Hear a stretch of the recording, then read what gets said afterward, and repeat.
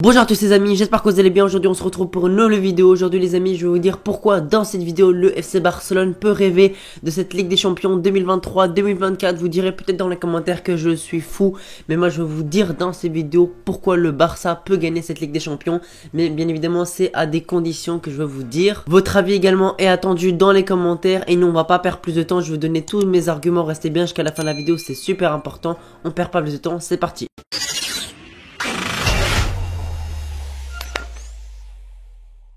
Bien évidemment, quand on pense à la Ligue des Champions, déjà on peut penser à notre pool qui est largement facile, on va dire. Il y a Antwerp, il y a Porto et il y a le Shakhtar aussi si je dis pas de bêtises. On va bientôt affronter, je crois, Porto le prochain match si je dis pas de bêtises. Porto c'est l'adversaire le plus fort entre guillemets, même si j'ai vu en championnat, ils sont pas si incroyables que ça. Donc pour moi, on a déjà 12 points gratuits, que ce soit avec Antwerp ou bien avec le Shakhtar. Donc pour moi, tu as déjà 12 points sur 18 assez facilement acquis. Et puis tu as deux matchs contre Porto que pour moi, tu dois gagner les deux. Mais ces matchs-là seront un peu plus compliqués. Pour moi, l'objectif, c'est 15 points sur ces 18-là. 15 points, finir premier du groupe. Pour moi, c'est vraiment l'objectif et c'est vraiment quasiment obligatoire. Déjà, la première place est obligatoire. Mais si on peut faire 15 points, voire 18, franchement faire un 6 sur 6, ça pourrait vraiment être incroyable pour bien débuter notre campagne de Ligue des Champions et pour pouvoir aller directement en 8ème de finale de LDC. On sait bien que c'est un objectif pour beaucoup de joueurs et également pour le coach, passer ces poules de Ligue des Champions. Parce que les amis, on a enchaîné deux fois des Europa de suite, 2 Europa de suite et franchement ça c'est inacceptable.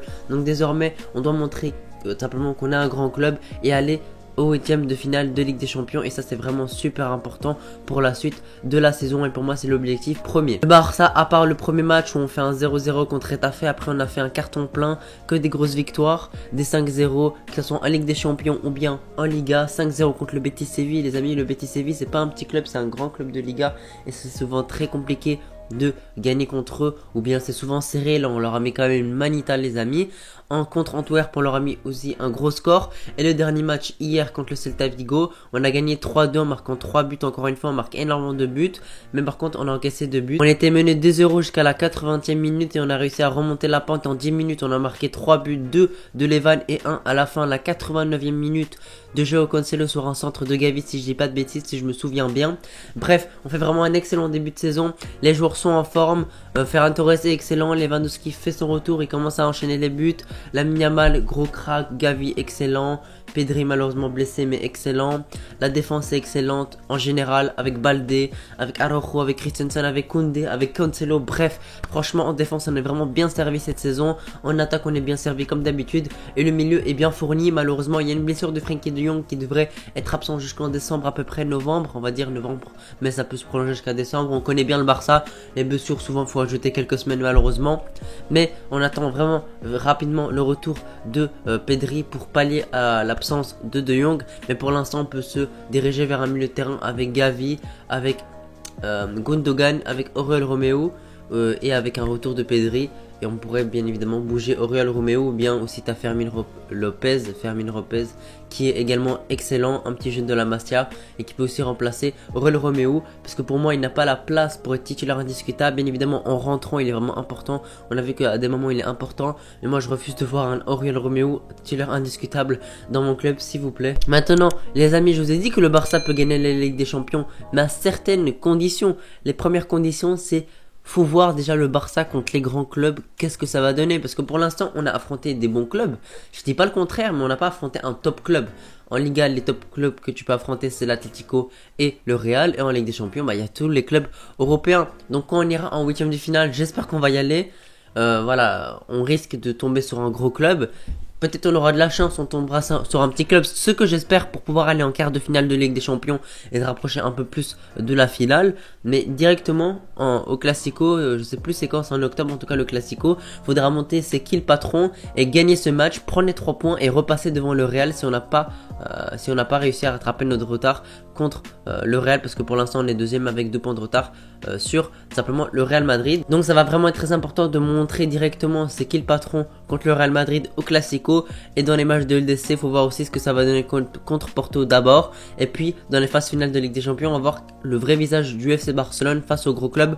Et moi je suis persuadé que le Barça contre un gros club, si on a toute notre équipe, si on a Pedri, si on a De Jong, si on a Levan, si on a Rafinha, si on a notre défense titulaire avec Araujo, si on a nos deux latéraux excellents, franchement je pense qu'on peut vraiment faire quelque chose dans cette campagne de Ligue des Champions. Ce mercato là nous a vraiment réellement renforcé, nous a renforcé vraiment énormément. Celui de l'année passée a bouché quelques trous, nous a aidé, mais il restait encore des lacunes. Ce mercato là a réussi à boucher les lacunes qui nous restaient. Les postes de latéraux avec Baldé qui a explosé, qui a pris totalement sa place de titulaire.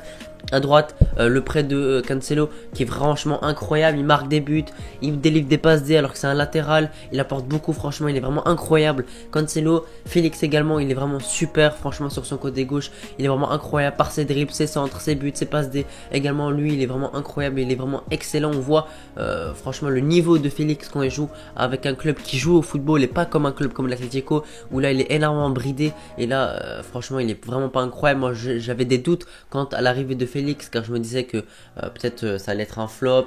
Il a montré qu'il n'était pas incroyable non plus avec l'Atlético, mais directement on a vu son vrai potentiel, le potentiel qu'il avait à Benfica dès qu'il a rejoint le club. Bien évidemment, Xavi va devoir gérer les joueurs parce qu'on a pas mal de blessés. Faut pas commencer à enchaîner énormément de blessures parce que ça nous coûte très cher dans les grands matchs. Dans les grands matchs où on veut certains joueurs, on a besoin de certains joueurs. Malheureusement, ils sont absents. Donc je compte sur Xavi pour bien les gérer. Et voilà, avant les matchs de Ligue des Champions, etc. Je suis pas coach, mais voilà, il faut qu'il les gère. Il faut que simplement ils mettent certains joueurs sur le banc pour qu'ils évitent de se blesser, reposer certains joueurs parce qu'on a quand même pas mal de joueurs. En attaque, tu peux mettre un Lamine Yamal, il n'y a aucun souci. En attaque, comme Elie, tu as quand même Félix, tu as Ferran Torres, tu as Rafinha, donc il y en a quand même 4. Donc on va dire que c'est pas mal, il peut en faire reposer quelques-uns. Au poste de numéro 9, malheureusement, il n'y a que Lewandowski. Donc Lewandowski ne va pas avoir droit à énormément de repos. Mais lui, c'est une machine, franchement, il est vraiment incroyable comme joueur physiquement parce qu'il se blesse vraiment très rarement. Donc heureusement, pourquoi pas, Vitor Roque pourrait revenir simplement en janvier au mercato estival. Mais pas sûr, voilà. Peut-être il sera là, peut-être il sera pas là au mercato d'hiver. Et sinon Vitor Roque viendra en juin.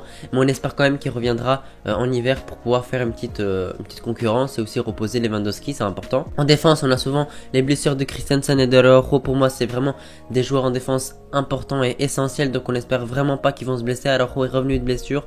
Il a montré à quel point il est important et j'espère vraiment pas qu'il va se reblesser encore parce que ces blessures deviennent un peu trop récurrentes. Les latéraux, heureusement, on n'a pas signalé des blessures, on n'a pas signalé une fragilité. Donc on espère que ça continuera comme ça et qu'il n'y aura pas de blessures prochainement et qu'il n'y aura pas de blessures tout court parce que franchement Baldé et Cancelo ils sont irremplaçables pardon. À droite si Cancelo se blesse, ce qu'on espère vraiment pas, faudrait mettre Sergio Roberto, et à gauche si Baldé se blesse faudra mettre Marcos Alonso. Donc directement tu chutes vraiment d'un niveau. Donc on espère vraiment pas que cette paire de latéraux qui est vraiment indispensable au FC Barcelone se blesse parce que dans les autres postes s'il y a une blessure je peux remplacer. Mais les postes de latéraux, tu peux pas les remplacer. Enfin si, mais c'est vraiment des joueurs moyens qui peuvent vraiment te coûter des matchs. En tout cas, le Barça revient après 2 gros échecs en Europe, 2 Ligue Europa. On espère qu'on n'ira pas encore en Europa. Je pense vraiment pas qu'on ira en Europa. Pour moi, je suis sûr à 100% qu'on ira en 8ème de finale de Ligue des Champions. Mais après, il faudra voir la suite. Est-ce que le Barça sera capable de tenir face à des gros clubs tels que, je sais pas moi, le PSG, le Real, Man City, le Bayern, etc. Est-ce que le Barça sera capable? On pourra le voir que quand on les affrontera. En tout cas, moi je reste optimiste comme d'habitude. Je pense que le Barça peut sortir une grosse saison. Je pense que le Barça peut gagner plusieurs trophées. Je pense que le Barça peut rêver de cette Ligue des Champions. Mais il faut voir un peu à l'avenir ce que le Barça va donner. Mais en tout cas, la saison commence bien. Voilà les amis, j'espère que vous avez apprécié la vidéo. Si vous l'avez apprécié, n'oubliez pas de vous abonner et lâcher un pouce bleu. Nous on se retrouve pour une prochaine vidéo. Allez les amis, ciao.